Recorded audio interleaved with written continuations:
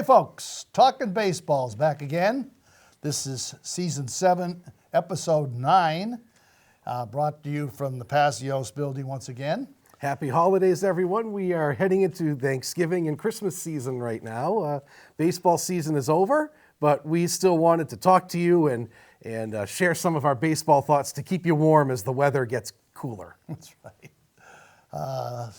We've realized we've been picked up by many stations around New England, so hello to all of you. Hello to all the newcomers. We hope you are in it for the long haul with us and check out some of our old episodes, And now that they don't play baseball anymore, it's time to talk about baseball. Right, yes. The hot stove league will warm up the cold nights. Right, and we try to avoid things during the season because these shows are taped monthly. By the time they hit the air, a lot of it is old news, and we don't want you to see old news for 2 or 3 weeks before the new show. So now we're going to talk the off-season and the hardcore stuff. Well, we were going to, but we had to change gears at the last second here. What we have been doing, though, for the last 3 full shows is memories we have of our own experiences at Fenway Park. Right. They're multiple. And so before we get into the body of the show, here's 2 more. 2 more memories. When you've been to as many games as we have, there are a lot to choose from. And I chose mine from when I was 10 years old. I actually dug the date out on this. It was May 17th, 1986, and the Sox were on their way to a pennant that season. And this doesn't happen anymore very often. I think the Yankees are really the only team that does this consistently. In the 80s and early 90s, the Red Sox used to have Old Timers Day. Yep. And they would bring back players from yesteryear, not just Red Sox, from all over the major leagues. And they would play like a 5-inning game before the regular game starts. And it was a great time. And you got to see some superstars of past years. And so this one was in 1986. And for the only time in my life, I got to see Ted Williams hit. Because I was not even a glint in anyone's eye when he retired, so I never saw him in person until now. I saw him take 3 at-bats. He went 0 for 3. He did not get a hit, and I actually found out the pitchers that he faced in this game. Talk about digging up research. Now, what year was this? 1986. Okay, so he's almost 70. He was almost 70. Yeah. He made contact every time, and he made hard contact once. He faced Ralph Branca, Steve Busby, and Lee Stange in his 3 at-bats. They held him hitless. Yes, I actually was able to figure that out. And this one was really cool also because it was the 40th anniversary of the 1946 team. And they brought back 19 players from that team. Wow. And they also had all 3 DiMaggio brothers there because obviously Dom was on that team, but Joe and Vince were also there. And there's a picture you can find online with the 3 of them at Fenway with their arms around each other. A picture. I was at that game. Yes, we were together. Yes, we were. I have that picture. Yes, yep. All 3 DiMaggios. Well, I forgot about that. Yep. And we had pretty good seats that game, and right. And it was a lot of fun. It's only about a 5-inning game, and of course the players are long since past their prime. And I remember Warren Spahn started the game and he faced 1 batter and immediately came out because he had to be pushing 70 at that point. He really was.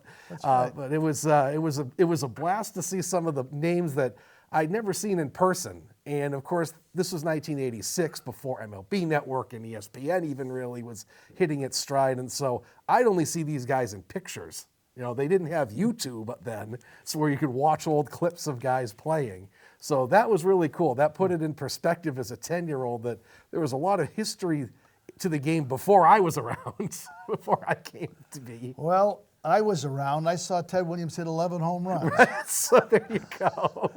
So there's the difference. The first game I went to in 1950, he couldn't play because he'd broken his arm in the All-Star game. Right. But my dad always took me on my birthday to see a doubleheader, and it never failed. Ted would hit one into the right field stands. Right. And he was about all you had to root for in the 50s. So right. Those teams were not very good.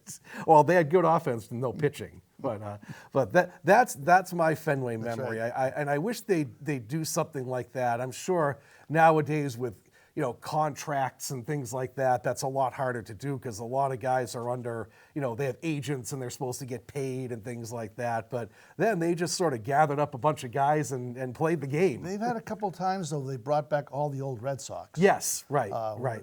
Fenway's 100th year. Yeah, they had the softball game, right. Huge amount of players came came and Well, celebrated. so that was my thrill, my one and only time I got to see Ted Williams That's hit. great. And I've shared my Warren Spahn story before. I'm not going to get into that again. How I missed out on Warren Spahn's autograph, but that was as close as I got. Well, some of you that have read my book will know this story. It involves Jason. I started taking Jason to ball games when he was practically still in diapers, and he was very cooperative, had a good time, enjoyed watching the signs change and setting traps for people by piling cups up, but didn't really understand the game very well until one night. What you say, you were 7 or 8 maybe? I think I was 8. Eight? I want to say it was like 84 probably. We had very Yeah. good seats up behind home plate, and I bought a scorecard and I taught him how to score. Now, scoring is simply mathematical. For those of you who don't know how to score, every player has a number. The pitcher is 1, the catcher is 2, and so forth with the 9 players. And when someone comes up and does something, the scorecard is a grid per inning. And if the first guy comes up and flies out to right field, you write 9. 9, right. And the next guy comes up and grounds out to shortstop, you write 6-3. Right. If he strikes out, you put a K. If he walks, a BB. If he singles, you put a single line. Or if you miss the batter, you do the infamous WW, which stands for wasn't watching. But he scored through the whole game, and it was like the game clicked to Right. him. It absolutely did. It suddenly It did. made sense. Right. And he could take it home and review the entire game Right. because his whole game was down there. Right. And he started scoring all the time at home and Oh, scoring sure. when we went after that. The lucky scorebook we had for years, sure. The next year, we went to a game in the afternoon, which was unusual. There weren't that many during the week afternoon games. And there wasn't much of a crowd. And we were sitting in the right field stands, maybe behind, halfway along maybe 16, section Right. 16. Yeah, sounds about right. And yeah. he said, I've got to go to the bathroom, Dad. Well, by then he knew everything about the park, where every section was. So off he went. He doesn't come back, and he doesn't come back, and he doesn't come back. I started to get a little concerned. And I went to the bathroom myself, and he wasn't there, and I came back. I looked over in section 24. There's Jason sitting between 2 women. The women were, shall we say, ladies of the evening who were spending some time in the sun until nighttime came around. And Jason, I said, Jason, what are you doing? And one of the ladies says, oh, we love your little boy. I said, what are you doing? He says, Dad, I'm teaching them how to score. I took a take and said, Jason, come back here. They already know how to score. I did. I think they offered to take me home, didn't they? Oh, you can come stay with us for the Never will night. forget that. Oh God, I totally remember that. Yeah, and I, of course, being 9 or 10 years old at the time, I didn't know what a lady of the evening was. So I just figured they were 2 women who wanted to learn how to score the game. So I showed them how to score, and I think that that kind of score went right over my head at that age. It was just a very funny moment. I can't help but remember that. And proof that the tradition is being passed on. I've taught my 8-year-old son how to score a game, and he's pretty good for about 5 or 6 innings, as 8-year-olds are. The attention wanders, but he knows how to score a game with the players and everything like that. So if you ever want to learn if you want to teach a kid how to learn baseball, teach the kid how to score, because it's mathematical. It's going to make sense. It Just really make sure does. he stays sitting. It's that kind of stays score. sitting beside you. Yes, That's right. make sure it's the right kind of score. Well, folks, we had intended to do the final program of the year tonight with wrap-ups of each player's potential for next season. Future for the season. But on October 30th, we lost a dear friend. Jerry Remy, the longtime ball player and broadcaster of the Red Sox, passed away from lung cancer. And we're devastated. It's a huge loss to Red Sox Nation. It really is. There he is, everyone. I started thinking about it, and he played with the Red Sox for 7 years and broadcast for 33. That's 40 years. Right. Now, I never miss a game. Right. So Jerry Remy has been part of my summer evenings for half of my life. That's pretty amazing, isn't it? And his style always was such that it wasn't clinical. It was more personal. It was almost like he was sitting at the game talking to sure. you. Yep. And so it's like losing a friend. It really was. His style was very much you're sitting at the bar just shooting the breeze with somebody who's very knowledgeable about the game. I mean, I did the math like you did, and I figure that, there are 162 games in a year. Easily over 100 you sit and watch the whole thing, and probably another 30 that you watch part of it and then other networks are on or whatever. So you figure 33 years of broadcasting, that's probably 3,500 games that I've watched with him. Okay. Outside of my family, he's probably the voice that I've heard the most in my life. Right. I mean, think about that. For 3 hours every night, his voice was part of your life. That's really astounding when you add up all those hours. So what we thought we'd do then is dedicate this program to him and go through the various aspects of his career, which was really extraordinary. Really, he had a great career. Let's just start out with Jerry, the ball player, first of all. Right. He played 4 years in the minors, then 3 years with the Angels, and the Red Sox traded the infamous Don Ossie. Yes. To get him, and he played 7 more years with the Sox. Now, this was a thrill for him because he was a local guy. Grew up in Fall River in Somerset. Right. Played for Somerset High School. Right. And he was a little guy. He was probably my height. He's probably 5'7", 5'8", but he was a scrappy guy. He went a lot of like Dustin Pedroia for modern audiences. Yep. He just ground out every single second of every game that he played, and he sort of willed himself to do better. And the stats overall aren't bad. He had 1,226 hits, hit 275, and he stole 208 bases, which is extraordinary because he had so many knee injuries. Right, yes, he did. In those days, you could take out the second baseman. Oh, sure. The second baseman were fair game. Right. And I think I remember hearing him say on TV once, he ended up before last year, he'd had 14 knee operations. Yep. There's a picture of him around, if you can find it, of Frank White just barreling right into him at the base, right over the base. And Frank White's doing this as he's going in. You can't do that anymore. Jerry's trying to get out of the way of him. It was a lot more rough and tumble then in the infield than it is now. It was a tough position to play, but he was scrappy. He really was. He was just a pain in the butt singles hitter. Always put on a good at bat, and he was a very tough out. He talked often about how he was a drag bunter. What that means for a lefty, you drag the ball toward first base and run along beside it. It's tremendously difficult to field if you do it well. No one does that anymore. Well, I was just going to say, I think that actually frustrated him at some times because that aspect of the game is completely gone. That's right. And that was what he was best at. And I remember a couple times in the booth he talked about, "Gee, nobody does this anymore. I couldn't make a living in today's game because I don't do that anymore." He was an all-star, 1978. He was. The most money he ever made was under $500,000, which is less than today's minimum salary. Right. Yeah, today is $500,000 for a rookie. Yep. And this is the fact that strikes me the most. He never struck out more than 59 times in a season. Like we said, a scrappy. Everyone strikes out 120. Oh God, the minimum now 200. Never did. Sometimes. He had one embarrassing moment though. Why don't you tell him about it? So I don't know the circumstances of the game, but he somehow ended up in right field for an inning one time, and as luck would have it, doesn't a fly ball come into right field? The ball always finds you, folks. And he sort of went back on it and just completely missed it. He didn't even tip off his glove. It fell about 10 feet away from him, and he just sort of went like this and just picked it up and threw it in. So, forget this. Yeah, he was, for some reason, he wasn't playing that day. He just volunteered to go out and fill in. Yeah, I think they had some injury. He ended up out there. He said, "Oh, I'll do it." Went out there. And oh God, no! And especially right field at Fenway, where the sun sets in the eyes of the right fielder, as they say. So, and he talked about that often. Oh, all the time. And one of the other things he talked about is he had 7 career homers, right? Oh, that's right. One of them was off Nolan Ryan. And he said that Nolan Ryan almost retired on the spot after Remy hit the home run off him. Ryan said, "How did this guy hit a home run off me?" I think he hit one off Gaylord Perry, too. I think he did. He had 2 Hall of Famers. 2 Hall of Famers, yeah.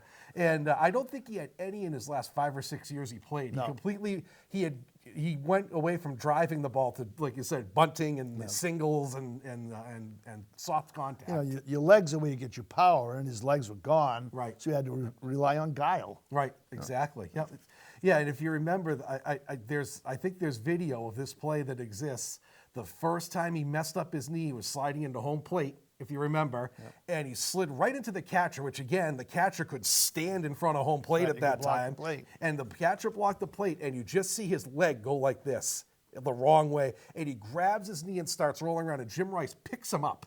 That's how strong That's right. Jim Rice was. Carried He him. picked him up and carried him into the dugout, and that was what, 81 or 82, I want to say, that happened, and he was never the same after that. He had knee surgery after knee surgery, and I think his last game was 84. Yeah. And They released him. they about released him. July. Yep, and he said that he did have a spring training invite actually in '86, and he turned it down because he knew he couldn't do it, and he became a coach instead of the minor leagues in '86 for 1 year. One thing I thought was very nice, when he became eligible for the Hall of Fame, which of course his credentials weren't there, Peter Gammons voted for Right, him. he got one So he vote. could always say he had a vote for the Hall of Fame. I got a Hall of Fame vote. Yeah.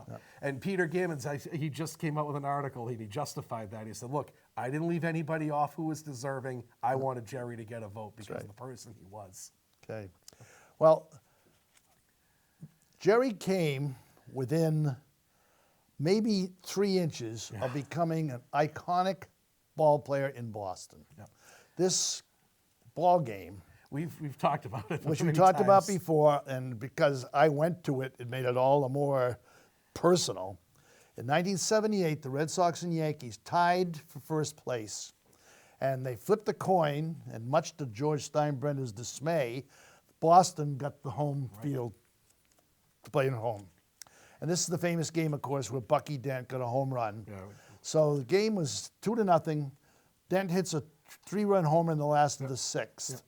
They bring in Bob Stanley, he gives up a double, another run scores. The top of the next inning, Stanley gives up a home run to Reggie Jackson. Reggie is with We're the down homer. 5-2, dismay. Yeah. And in comes Goose Gossage, the best The closer best at the closer time at to the hold time a 3-run in- lead. in the 7th inning. Right. But in the 8th inning, Jerry Remy gets a hit, and Burleson gets a hit.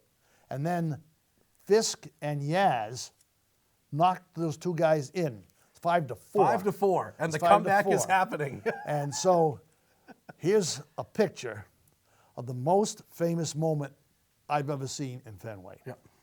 In the 9th inning. Remember now, the game started at 3 o'clock in the afternoon. Completely cloudless, Yes. beautiful October day. Right. The sun, by 6 o'clock, when this play is happening, is right smack in the right fielder's eyes. I was in section 9 standing up. The roof was over me, otherwise I wouldn't have been able to see. And all the pitchers that are out in the bullpens are standing like this, trying to see. Let's see. The first guy comes up, Bailey, pinch hits, grounds out. Burleson walks, and Jerry comes up with a man on first. Jerry hits a line drive to right field. Piniella puts his arms out like this, so he can't possibly be seen. Right. He has Possibly be no seen. idea where the ball is. No Can't idea where see the it. ball is. And then Piniella smartly taps his glove as though he does know where it is. Burleson, rounding second, holds up and doesn't go to third.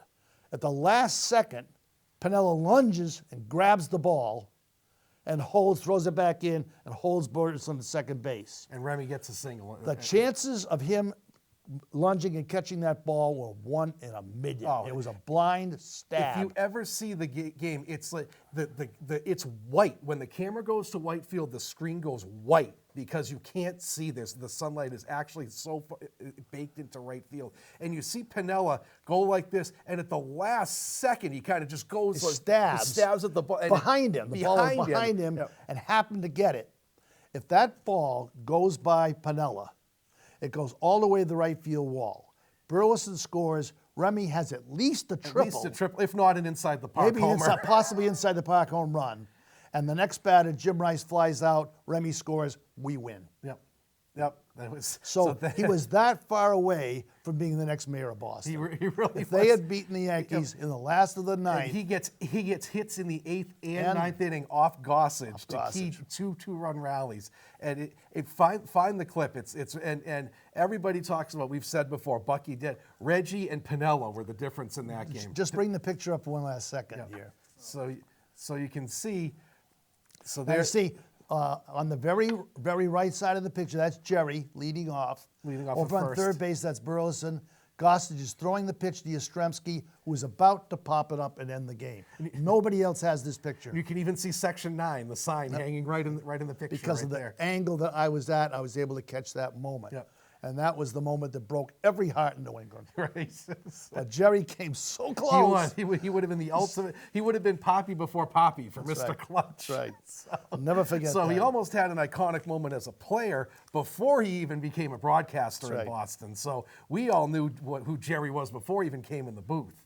Now, in '86, he coached for 1 year in the minor leagues. Yep. And in 1987, he was approached to do color commentary for Nesson. Now then, Nesson wasn't even on the cable package. We had to have a satellite dish to get Nesson at the time.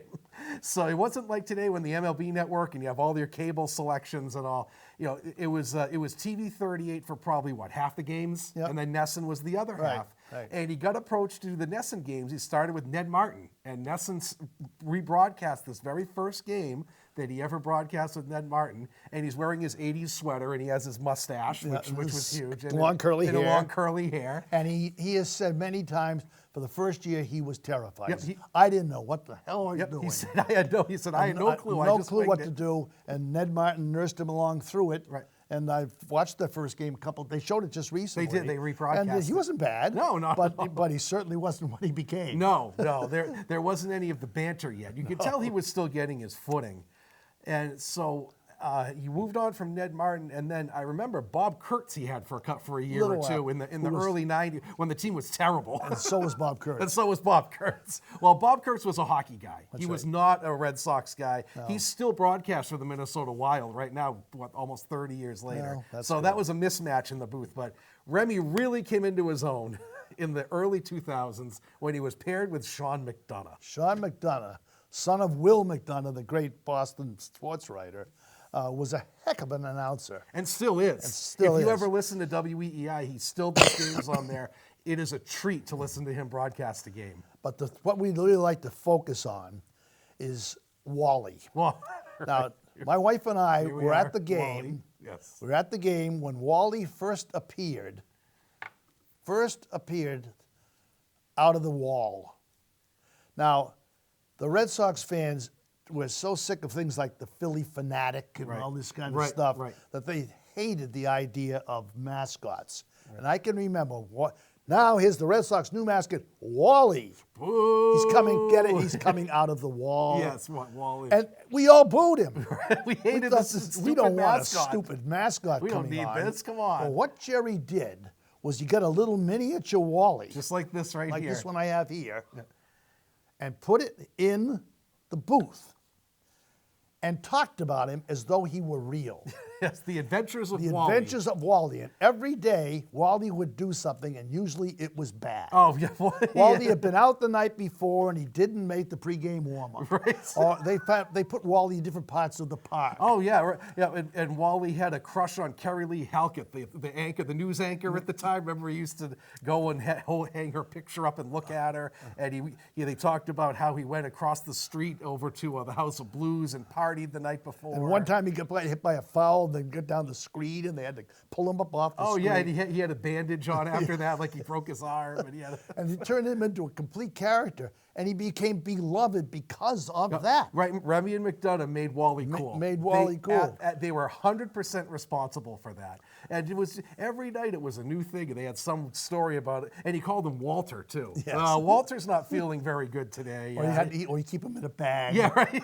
He had a bed for him Right. sometimes. Well, I remember, I don't remember what park they were in, but one time they forgot him in the booth and they had to have him FedEx back to Fenway, like within the hour because they left him, I think it was Kansas City maybe, they left him in the booth and Walter had to take a quick flight back to Boston to get to the game on time. I forgot who was the guy that was doing the on-field reporting, but he was in on it too. Oh, right, So yeah, they'd have him in the dugout or, Oh yeah, or in the bleachers. or he was sitting yeah. in a seat talking to some girl. Right, or- right, yes. No, well, yeah, Walter was a ladies' man. He Yes. certainly was. And he was not naughty.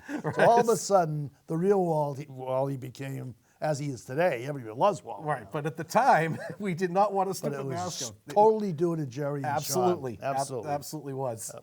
So that was when they were on Fox, if you remember. Fox carried the Sox games then. And this is where Remy came into his own with McDonough. Right. These two just had a rapport. And McDonough is hilarious anyway, if you listen to him. And Jerry picked up on that. And the two of them, they understood that, okay, it's a sport, it's entertainment. Right. Okay? This is supposed to be Exactly. entertaining for everyone. You can only listen to stats for so long.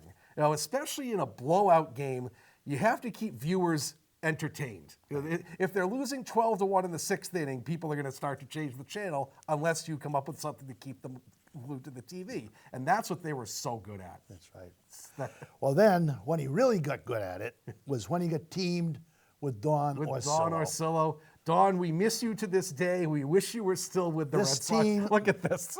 This team of Jerry and Don they should have been TV comedians. Absolutely. They just had a great rapport, the same sense of humor, and they cracked each other up. Yes, and they dug each other too. They made That's right. little digs at each other like friends do. Oh, Don, nice hair today. Hey. Yeah. In fact, they became so well known that they have their own bobblehead. Here they are, right here, bobbleheads. Yeah, there's the picture There's the right picture. there. We have ours This one right here. in the, Go out on eBay. They're going for $500 a piece now. right, right. They're hard to find. And so Jerry and Don got to be very good friends, and they knew each other's personalities after a while Right. too, and so they used that to entertain all of us because they would right. just rag on each other with about little digs about Don's quirks and Jerry's quirks. and their Like for adventures. instance, Jerry has a real broad New England accent. Yeah, right. I mean, as broad as it can be. Right. And so they always would make fun of that. In fact, I just saw a thing with some people asking to say Xander Bogaerts. Yeah. Because he said Xander Bogaerts. Xander Bogaerts. Xander Bogaerts. Or the best one was when they played the Tigers. The They played Tigers. the Tigers. Or the Amica. The Meeker pitch zone. The Amica pitch thing. The Amica pitch zone. Making fun of his New England accent. And he wouldn't get it. No, he'd say, what's wrong? I sound good. People ask me to say Xander Bogaerts. What's wrong with that? Right. They're all cracking up because he said Xander. Because, well, he was a born and raised New England guy. That's right. We're so used to it here, but if it's a national audience, He never went anywhere except to Aruba. right? Once a year he went to Aruba. Went to Aruba. Same place, same station. Right, and he probably watched the soaps and stayed in the hotel room like he did everywhere else. Then he picked, Don would pick on him because he hated to be on camera himself. Right. And they always had a camera focused in on the people in the booth. Right. But he didn't want it to be on his side. Right, so he was always So on he the could far be side, so he could far kind of hide And over if here. he was in some studio in some other park where it was on his side. Right, we'd move over try like to move over, hiding behind it. And then they also made fun of the fact that he was the first one to leave the park. Jerry always talked about how he got at the park super early, but he was the first one out. The instant the last pitch was thrown, he'd be out the door in the elevator in his car on the way back home to Newton. He took after Phil Rizzuto, who used to leave after the 7th inning. Right, right. So they just have this wonderful, wonderful rapport with each other, and they could pick up on each other's cues. You know, when one would start to, you could tell that where they were going, is all of a sudden he'd say, "So, Jerry, I heard you had a rough ride in today," and they would go off into some story to entertain everyone. And they would have guests. Yes. Come in that they knew were going to be amusing too. And one of his running jokes with Don Orsillo was that he would have pictures taken with every single guest who came in the booth. Every single female. Yes. guest. Oh, yeah. And Jerry couldn't care less. He's not a big. He's not into the stars. But Don would have his. I remember Rene Russo visited one time, and Don has his arms around her, and she signed the thing for him, and he had it framed up in the booth. Jerry's like, who's she? I don't know who that is. But some of the ones so memorable is they had Ben Affleck in one. Oh, night. that's right. And Ben Affleck started making fun of the Red Sox, especially Lou Merlone. Right. Because Lou Merlone had been complaining about not having enough playing time. Right. He says, what's he talking about? He's in the $1.85. He should be down in Pawtucket anyway.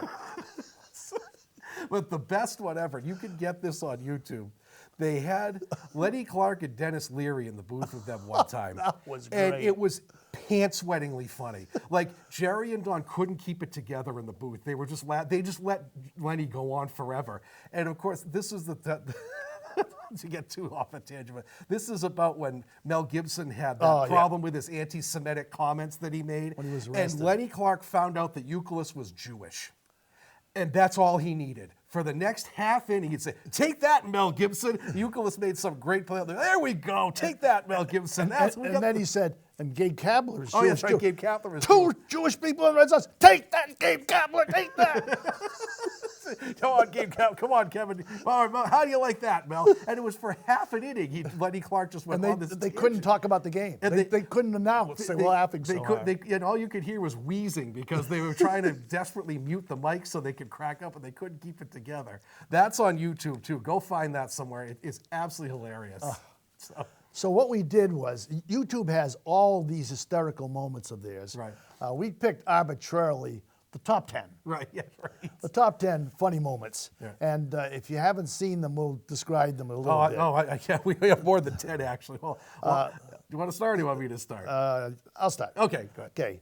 First one, they very, very often in the truck would just pan in the audience and find somebody interesting to zoom in on. Right. And it could be anything, just a couple sitting there or some little kid eating ice cream or something. Well, this one time it started to rain, and a guy in the front row had a poncho that he must have bought there, and he couldn't figure out how to put it on. Right. He's turning it this way and that way. He put his head through the armhole, So then he took it off and turned it inside out, and they kept cutting back to it. It was about half an inning's worth. They just kept showing this guy trying to put a poncho on. And people forget about the game. Yeah, forget the game. See if he could get the poncho on. And Jerry would say, "Nope, that's not the And head eventually the guy just kind of gave up and he put it over him. Wrapped himself. Just kind of wrapped it around his chest. Jerry say, "No, you got to find the You head gotta hole. find the Find head- the find the head head. hole. He And you put it put the in the head sleeve. hole." He did it the wrong way. And they spend an inning talking about putting on a poncho. So one of my favorites, this was back in the Sean McDonough days. There was a game at what do they call Tiger Stadium now, whatever, Qualcomm or whatever the heck it's called. They were in Detroit. And Jerry doesn't like to be inconvenienced at all. He did not deal well with adversity. And on the way into the park, across the street from the stadium, there was an Eminem concert. And it was a big deal. Eminem's hometown was Detroit. He was coming back home. He was kicking off his tour. It was a huge deal in Detroit. But Jerry was upset because there was traffic on the way to the park. And he couldn't get to the park 3 hours early. So he spent the entire first half of the game grumpy because he sat in traffic outside Tiger Stadium. So to really rub it in, what the guys in the truck did, they sent someone from the truck or some PA or something across the street, and they came back with Remy do-rags. They were black and white M&M do-rags, and they put them on halfway through the game, and they wore them the whole rest of the game. And McDonough started calling Remy the Rem-and-M because he had the M&M do-rag on for half the game. I remember that one vividly. They always were giving Jerry food, too. Oh, yeah, right. But the best one, this was fairly recent. Yeah, this is about 5-6 years ago. They were yeah, out in yeah. Seattle, Right. and apparently they have a very peculiar treat out there, fried grasshoppers. So, what's the girl's Garen name? Austin. It was Garen Austin, yeah. Garen Austin said, "I've tried 2 of them," and Jerry says, "Well, maybe I should try." He picks this thing out and looks at it. Like, what am I don't get paid so enough for so this. he puts it in his mouth and he eats it. And the expression on his face as he was chewing it was great. Apparently, it's very hot. Yeah, right. And it's also a grasshopper. That's a grasshopper. And he was not happy. And he couldn't spit it out on camera. So he So kind he of kept had chewing. the chewing on it. And then Don started laughing at him, so we didn't hear anything that happened that whole night. And from that point on, they always talked about, Jerry, they don't have grasshoppers in this park, so you're going to go hungry today. that was in Seattle, so it was about midnight, and we were all just dying at home watching this game. We were trying to go to sleep. Grasshoppers. So another thing, this was back in the Fox days, too, with McDonough. But before the Bill Belichick years, the Patriots were really bad. And they were coming off a mediocre season, and McDonough and Remy had a discussion at the end of the year, and they said, "So how do you think the Patriots are going to do this year?" And Jerry says, "They're going to be 11-5. Wow, that is so optimistic. Lo and behold, the Patriots go 11-5 and win the first of their Super Bowls. So when Jerry comes back in April, oh, I knew it. They were going to win. I predicted it. And so this was right before the Boston Marathon happened. And they were making bets on the Boston Marathon. And he picked this Korean runner named Bong Joo Lee to win. And lo and behold, Bong Joo Lee wins the Boston Marathon. And as Jerry said, he was smoking his way through Kenmore Square, Bong Joo Lee, if you get the joke. And so they turned it into a segment called Jerry Predicts. And Jerry had his Karnak Johnny Carson hat on, and they would always ask him to make predictions about what would happen tomorrow in the game or some current event or something like that, who would win the Grammys, things like that. And it was a running gag the entire season of Jerry Predicts, just because he picked two things completely out of the blue as winners. Some of the other ones are pretty well known. Jerry was really into Paul McCartney, and he was really into air guitar. Right. So there's one segment before the game, he was practicing the air guitar, standing on a table in the booth. And as he played it, he fell off. Over. He fell off and crashed, and they played it over and over and over. For the Jerry entire season. blows himself off. That was when they played all the time. Another time, he lost a tooth. Oh, yeah, this is on YouTube. A cap fell off his tooth. And he says, there's a nail in it. Well, a cap has a post that goes in. So Don says, let me try to fix it. Yeah, so they gave Don a tool bag, and it had a hammer and pliers and everything He in says, there. so I could pliers. And he actually tried to put Yeah, it he said, back Don in. said, let me do it. Jerry said, I'm not letting you do it. No, come on, let me do it. And then they put it back in, and it wasn't in right. And Don just said, well, give me the hammer. I'll make it fit. No, don't come near me with that. Come on, get away from that. Lost a tooth. And find these on YouTube. These are hilarious. Another time, Jerry was explaining how you adjust your wipers when it's not really raining too hard, but hard enough. He said you turn it up to, I think, a 3-turn, so it'll get it enough so it'll keep it clear, but it doesn't annoy you by going fast. Right. So they had a adjusting wipers segment. Right. Well, and Don didn't know how to do that on his car. right, on his car. Don only knew how to do high and low. So, I'll have to try that on the way home. So this will be very exciting. Yeah, this will be a good trip for you today, Don. You can play with the wipers. Do you want to play with the headlights too while you're at it? Do you know how to do high beams? There was one comment too. They were interviewing a guy named John O'Hurley in the stands, and he just gotten married. And Jerry says, "Congratulations." And John said, "She's still got that new wife smell." At that point, Jerry was gone for 2 innings. For 2 innings. They were absolutely gone. Absolutely done. Another great one you can find is Don Orsillo prided himself on looking good, or at least he thought he looked good. So he was kind of a diva, to be honest. Yeah. And so he always carried with him a man bag. And they took, I'm not lying, they took 2 innings one game to go through the contents of Don's man bag. He had hairbrushes and contact lenses. big brush. It was huge. A It was big, this huge huge hairbrush. thing. And he had he had lip balm and backup score books and everything you could imagine. And finally, Jenny Dell was on the side. He said, "Jenny, I'm not trying to stereotype here, but as a woman, you carry a purse. Do you carry anything close to this?" And she said, "I've never seen anything like that in my life. I've never carried anything close to that big." And I'm not lying. It was 2 innings. They just went through all the stuff that was in Don's man bag, and Don was justifying why he carried every one of them. And Jerry would carry a pencil to the game, and that was it. Another time there was an eclipse of the moon happening. Right. Well, they weren't good in science in high school. And they were trying to explain to each other, does the Earth come between the sun and the moon, or the moon between us and the sun, or does the sun become between the moon and us? And Jerry says, wouldn't it be hot? Wouldn't it be a little hot if that happened? I don't think we'd They be were here serious. very long. They didn't understand how an eclipse worked. And of course, the guys in the truck is like, the sun doesn't come between the Earth and the moon. What are you talking about? Oh, yeah, that would be a little warm, wouldn't it? And that was a whole inning of discussion about how the eclipse works, too. So Probably the one I think has been seen the most was the famous pizza throw. the pizza throw. There was a foul ball hit over toward left field stands. And the player came over and missed it, and it landed in the stands and bounced around. And apparently 2 people in the stands had been arguing about something. No. And as they were fighting for the ball, a piece of pizza came flying through the air and hit this guy on the shoulder. Yeah. Well, it happened just as the inning was ended. Right. So apparently they took the film that when this was going on and watched it during the break.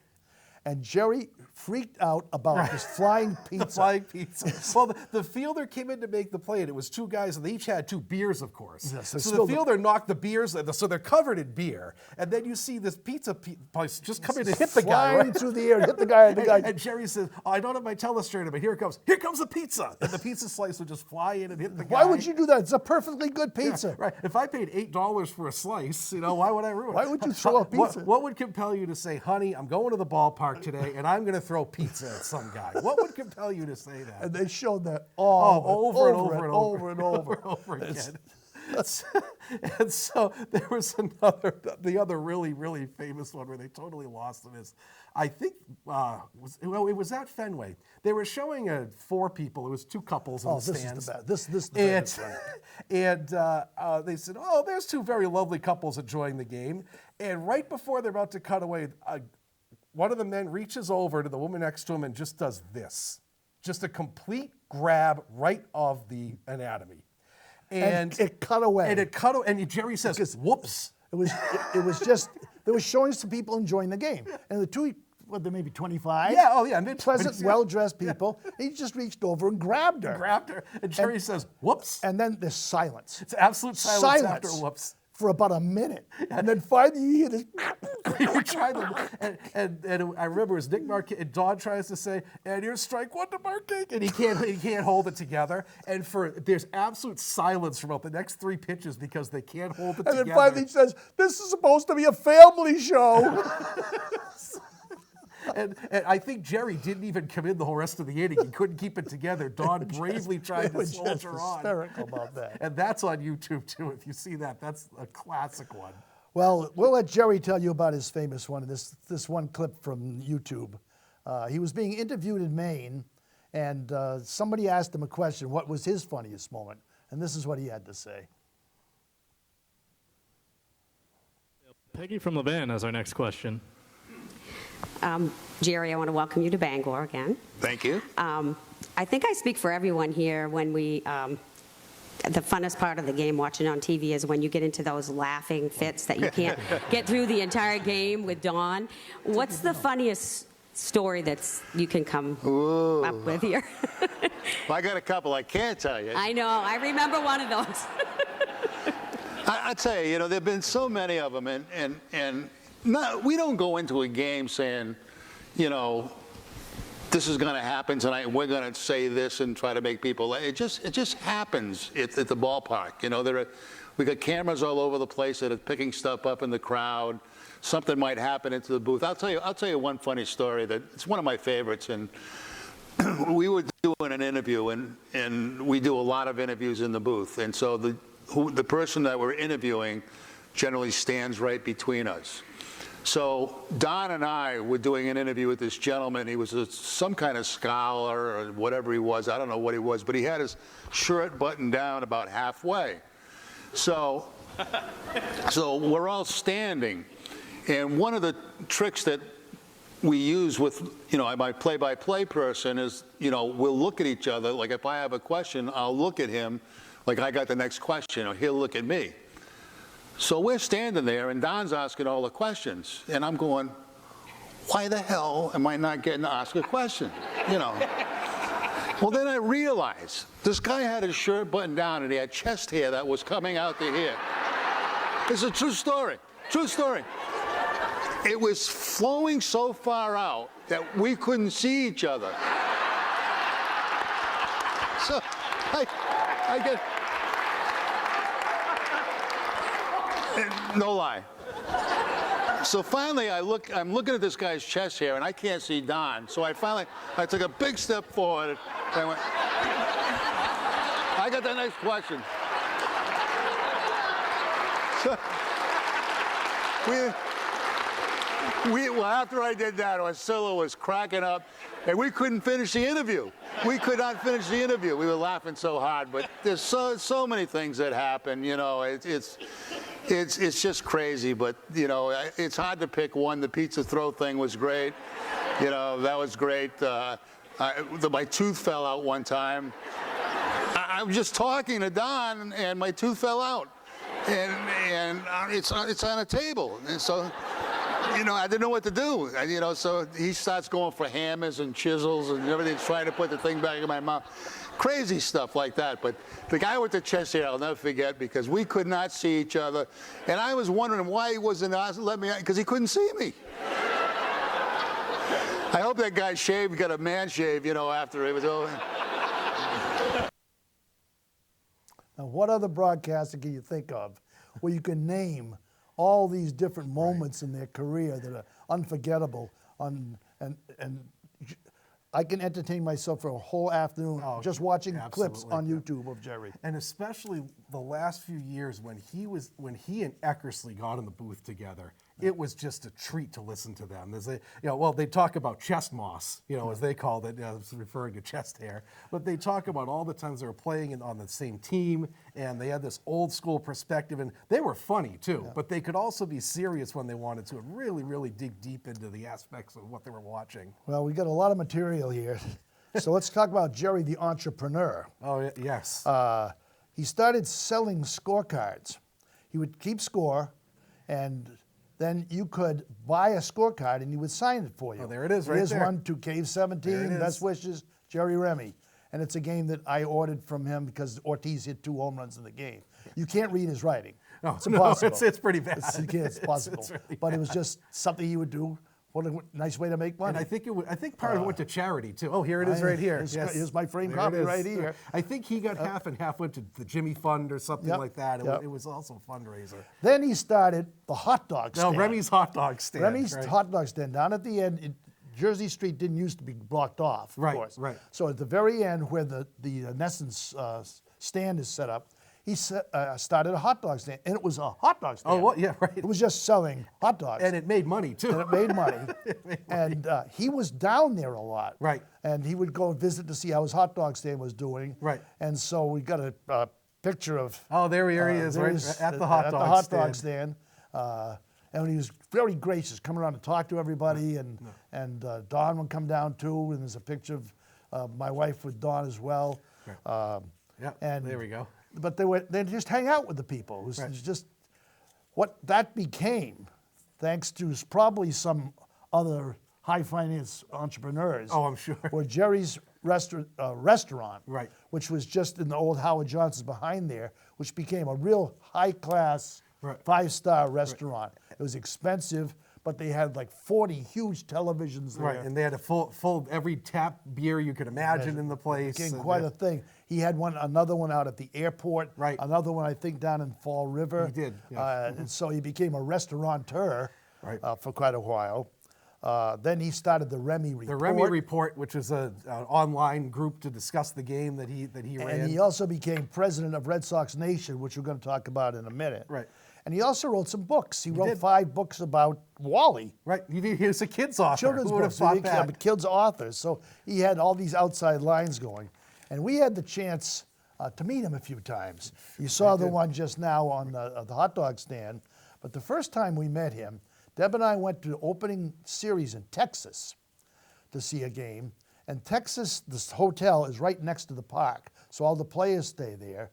And when we got through with the night game, we went into the lounge to have a glass of wine or something, and he and Sean McDonough sitting there.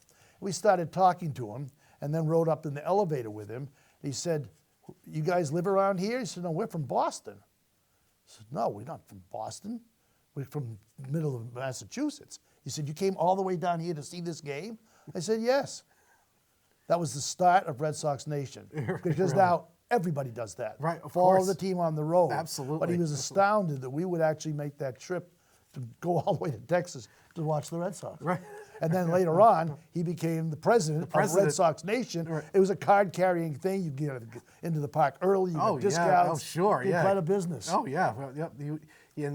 That was. I think that was about the time it started to hit him that the Red Sox were bigger than Boston. It was a national thing and everybody knew him across the country. So, Another time, this was fairly recent. We were in the elevator going up. We always sit on the fourth deck up by the press box. And there's an elevator that opens up from both sides. And we got in the elevator, and he got in from the other side. So it's cool going up the elevator with Jerry Remy. Halfway up, the elevator got stuck. So he's stuck. And there's 6 of us there. Finally, we got the nerve, started talking to him and taking pictures of him. And you can see here he's looking at his watch because he's supposed to be doing the pregame show. And he's panicking. And he's stuck. Because he's in the elevator. And so they had a whole crew come down and pry the elevator open, rescue Jerry, and bring him to the booth. But he was very cordial. And I got to meet him one time, and this was in the hot dog stands, and my wife and I named our first yellow lab Remy, after the Rem dog. So Remy was his name, and we actually had a picture of Remy, and we came right up to him and said, oh, this is our dog named, we named our dog after you. He says, oh, another dog. There were a few of these out there. So Remy got to be quite a popular dog name. And, you know, it's funny. He was very gracious, but you could also tell he was sort of uncomfortable with being the center of attention. Yes. That really was not his thing. No. And he did it because the fans were so gracious and the fans loved him. But I think if he had his way, he'd probably be back in the hotel room with a glass of wine rather than hobnobbing. He talked with the about all the fans. time. He'd been to all these cities. He hadn't seen them. Right. He would go to do his job, and he'd go back to the hotel. And have a glass of wine in the hotel room, and that was it. That was it. He said, people would talk about, how did you like Kansas City? How did you like the Hall of Fame of the Blacks? Yeah. No, I didn't do that. I do stayed in the hotel. And that was a running gag with him on our solo, too. Right. So Jerry Remy, the man who travels the country and doesn't see anything. And doesn't see anything. He stays in his hotel room the whole time. Watches his soap. Right. So yeah, I think that, so this was just a huge loss. And I think, the Red Sox have lost players and executives and things like that, but this was someone who everyone knew. Jerry was the heart of Red Sox Nation. He really was. And like I said, I heard his voice outside of my family. He's the voice I heard most in my life at this point. Because he was in our rooms 150 days, half the year. He was in our living rooms talking to us. And he was just, I don't think he'd be as beloved if he didn't have the personality he did. And like I said, he was always a little uncomfortable with how famous he was, but he somehow dug deep into himself and played it for all it was worth. You know, he was very similar in the loss to Alex Trebek. Yes, very much so. You felt you knew Alex Trebek. You watched him for a long time. He was not just an announcer. A lot of the announcers you hear are just clinical. Right. They don't have any personalities to speak of. Right. This guy had just a naturalness about him. He was no highfalutin language. He didn't blow you away with statistics. Right. He could make fun of himself. He could take a joke. A phenomenal sense of humor. And it's going to be hard to watch the Red Sox without him. It really is. I don't know what they're going to do. I know Eckersley, who's very good in and of himself, is probably going to take some, but who knows? Who knows where we go at this point? And yeah, it was, and you could see the outpouring on social media, just everyone across baseball and everyone in the Red Sox. Right. I know one of the people who was very, very upset was, if you remember, Will Middlebrooks did a series of tweets about Jerry, because if you remember, there was a little scandal about he and Jenny Dell were dating, and Jerry was very supportive of that, and those two are always very appreciative of his support, and now they're married and have 2 kids, so good for them, it worked out. And Don Orsillo, of course, had a series of tweets, and he just said, I'm lost. I would not be where I am right now without Jerry. That's right. Yeah.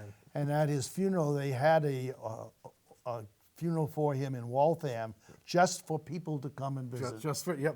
How often would that happen for an announcer? Right. And for 6 hours, the people could file by and pay their respects. Just say goodbye one last time. So I can remember him talking once and saying some player, I think it was Pedroia, was maybe going to come back and maybe he wasn't. And Don said, well, he's day to day. And Jerry looked at the camera and he said, well, we're all day today. We're all day today. Yeah. So as we're running up against the clock here, we are, as proof that we just do this, we do this on the fly. We don't plan ahead. We are going to save some things for our final show because we're up against the clock here. We owe Jerry a tribute. We owe Jerry a massive tribute. And do yourself a favor, check out some of his YouTube, read his books. Just an incredible personality. And the heart of Red Sox Nation, 2022 is going to be a lot different without Jerry. Goodbye, Jerry. We loved you. And as Jerry said every single time, buenas noches, amigos.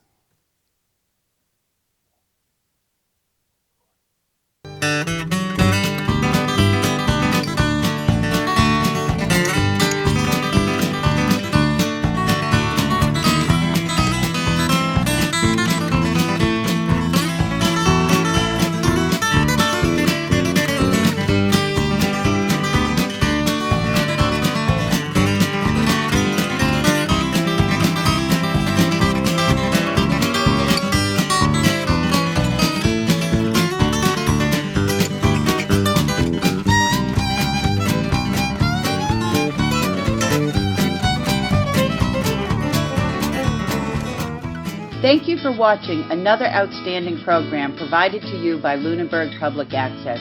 We're here to serve the community. Lunenburg Public Access is always looking for volunteers to help record town events, high school sports, and town meetings. Please consider helping us out today.